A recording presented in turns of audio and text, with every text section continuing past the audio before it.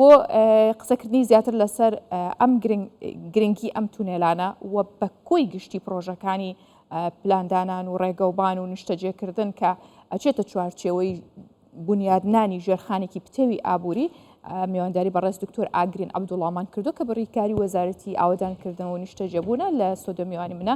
دکتۆر بەخێرهاتی ئەم کاتت باش سڵاوت لێبێ. زۆر سپاس.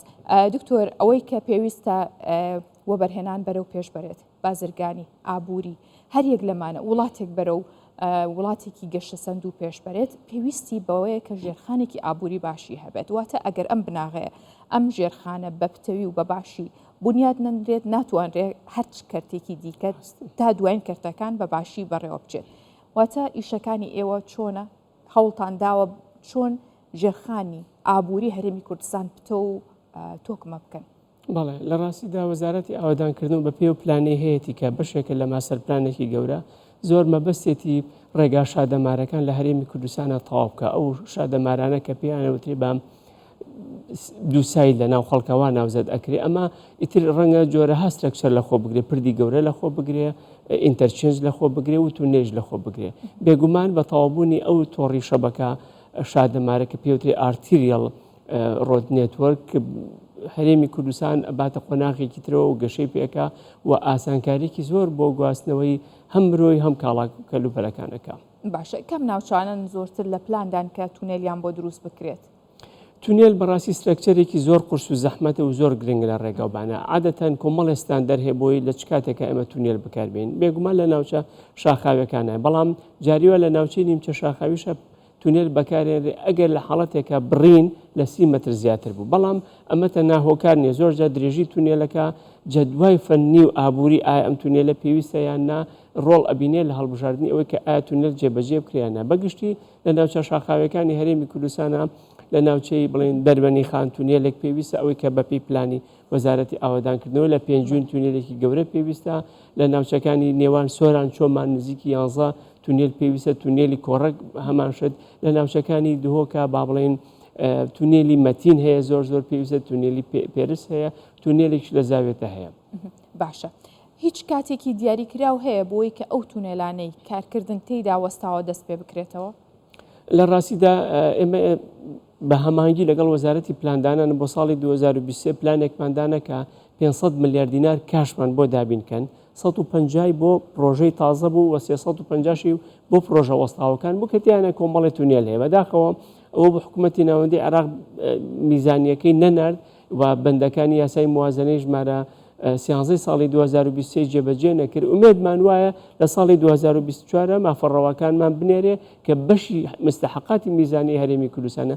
لەناو ئەوەدا بەڕاستی پارێکی باش بۆ پرۆژەکانی وەزارەتی ئاوەدانکردنەوە دانراوە، هەم پرۆژە وەساوەکان بخێنە کار، هەم پرۆژەی نوێژدا بنین. اینجا بەسراوەتەوە بۆەوە. ڕاستە.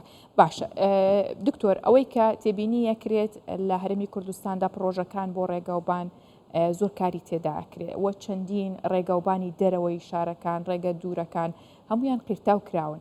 بەڵام ئەمە لە ئاستی پێویستایە یاخود پێویست بە زیاترەکرێ وە چەند پرۆژەی دیکەش بۆ خزمەتکردن بە تایبەت بۆ ڕێگەکانی هاتوچۆ لە بواری جێبەجێکردنا بێ و لە پلانتاندا؟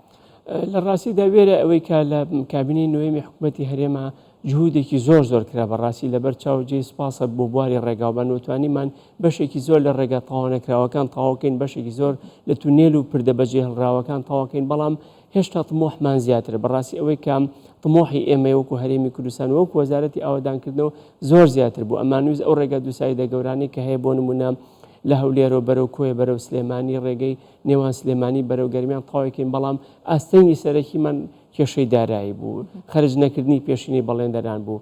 بۆیە هەمووی بەسراوەتەوە بۆ ئێمە پلانەکەمان ئامادەیە لە ڕووی تەکنیکی و ئەندازیاریەوە ئامادەین و پلانەکان بە هەمانگی لەگەڵ سەروی خۆمان کە ئەنجومەنی وەزیرانە بە هەمانگی لەگەڵ وەحداتە ئیدارەکان دانراوە کە بە شێوازێ باشترین کەفائی هەبێ، باشترین خزمەتی ناوچەکان بکە. بێگومان ئەو پرۆژانەی کە ئێمە داماناوە لە ڕێگاوبانی سەرەکی دووسایید و لە دروستکردنی پرد و لە دروستکردنی تونێل ڕۆڵی گەورەی ئەبینێ لە گەشەپێکردنی هەرێمی کوردستانە. باشە هەموو گرفتانی کە باستان کرد هەم بۆ پلانی داهاتوتان هەم بۆ پرۆژەکانی ئێستاش کە بوونەتە بەربەست لە بەردەم ئێوەیە و لە بەردەم جێبەجێکردنیان پەیوەستە بە بودجە و بە عێراقەوە. چ پەیوەندیەکتان دروست کردووە لەگەڵیان؟ هیچ هەماهەنگیەکەیە لەگەڵ لەگەڵ عێراقدا کە بتوانن بۆ ئەم ساڵ جیا لەوەی کە دواخستنی بووجە لە ئارادایە چەندین بیانووی دیکە هەیە بەڵام جیا لەوە ئێوە هەماهەنگیەک دروست بکەن بۆی کە ئەو پرۆژە تاو نەکراوانە یاخود ئەو ڕێگەیانی کە پێویستیانە هاوکار بن و مافی ئەو پرۆژانە بدەن. لە ڕاستیدا هەماهەنگی لەسەر ئاسی ئەنجومەنی وەزیرانی هەرێمی کوردستان لەگەڵ ئەنجومەنی وەزیرانی حکوومەتی ناوەندی فیدراڵیاکری ئەمە ڕاستەوخۆ هیچ هەماهەنگیەکمان نییە و بەڕاستی هیچ ئیجابەیەکیشمان لێ نەبینیون کە ئەوان ئامادەیان تیا ببێن پارە تەرخانکەن بۆ ئەم پرۆژە گرنگانی هەرێمی کوردستان. باشە لە داهاتینەوە خۆ یاخودەوەی ئەوترێت لە ئەو دەواازە سنووریەکان کاتێک کە کێش و لە دەواازەکان کێشی بار هەڵگرەکانەکرێت ئەمانە تا چەند سەرفەکرێتەوە بۆ چاکردنەوەی ڕێگەوبانەکان بۆ چاکردنەوەی ئەو تونەلانەی کە هەندێکیان پێویستیان بە نۆژەنکردنەوەی ئەلەمەدا چۆن سوودان وەرگرت هیچ پارێک لەوەی دەواازەکان بۆ ئێمە خەرج ناکرێت بەڕاستی ئەوەی کە هەیە ئێمە خۆمان سیستەمێکی قەپانمان هەیە لە هەرێمی کوردستانە کە وێزگەی کێشن بۆی کۆنتترۆلی باری زیاد کە چکگە بار زیاد بێت لە ماوەیەکی کەمان بەڕاستی زۆرێک لەو ڕێگایانی کە ئێستا هەیە تێک ئەچێت و لە ناو ئەچێ لەوە ڕێژەی 150 لایەن وەزارەتی دارایی و بە ڕەزامەندی ئەنجومەنی وەزیران ئەدرێتەوە پێمان کە بەکارێنین بۆ کاری سیانە و پاراستنی ڕێگاوبانەکان ئیتر لە دروستکردنی دیواری ڕاگر بێ قەنتەرە بێ شوێنێکی داڕما و چاپکەینەوە چاڵوچۆڵی ڕێگاکان چاپکەین سیانی تونێلەکان بکەین بەڵام تونێلەکان خۆی ئەمێ ئاماژە بۆ بەم سترەکچەری زۆر قورس و زەحمەتن هەر ئەوە نییە کە تاواکریان ئێسامان سێ تونێلی سەرەکی منێ لە هەرێمی کوردستانە تونێلی زاخۆ کە دوو تیوبیە و تونێلی